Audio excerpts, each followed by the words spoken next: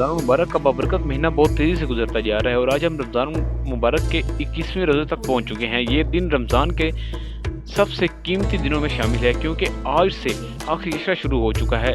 आखिरी इशरा वो वक्त है जिसमें अल्लाह ताला अपनी रहमतें बेहिसाब नाजिल फरमाता है। यही वो दिन है जिनमें शब कदर जैसी अजीम रात पोशीदा है, जिसके बारे में कुरान पाक में फरमाया है कि ये रात हज़ारों महीनों से बेहतर है।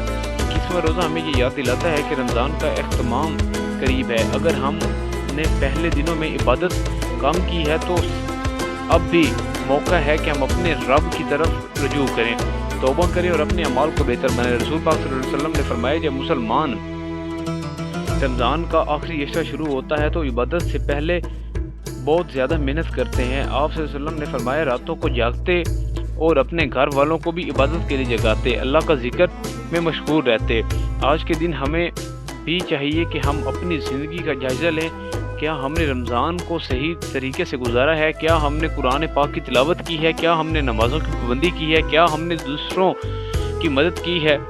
अगर जवाब मुकम्मल नहीं है तो फिर मायूस होने की कोई ज़रूरत नहीं है, क्योंकि अल्लाह पाक बहुत मेहरबान है और अपने बंदों से सच्ची तौबा को पसंद करता है। 21वां रोज़ा हमें ये याद दिलाता है कि रमज़ान सिर्फ भूख और प्यासा रहने का नाम नहीं, बल्कि अपने दिलों को साफ़ करना, अपने इखलाक को बेहतर बनाना और अल्लाह के करीब होने का नाम है। इसलिए आज ही अहद करें कि हम 5 वक्त की नमाज बाजमात अदा करेंगे, कुरान पाक की तिलावत करेंगे, ज़्यादा से ज़्यादा दरूद पाक पढ़ेंगे, इस्तग़फ़ार करेंगे और गरीबों और मोहताजों की मदद करेंगे। हो सकता है इन्हीं रातों में से अल्लाह ताला हमारी ज़िंदगी बदल दे, हमारी दुआएं कबूल हो जाएं, और अगर हमारे गुनाह ज़्यादा हैं तो अल्लाह पाक हमारे गुनाह भी मुआफ़ करे, अगले और पिछले गुनाह मुआफ़ कर दे। अल्लाह ताला की रहमत बहुत बेआवाज़ है।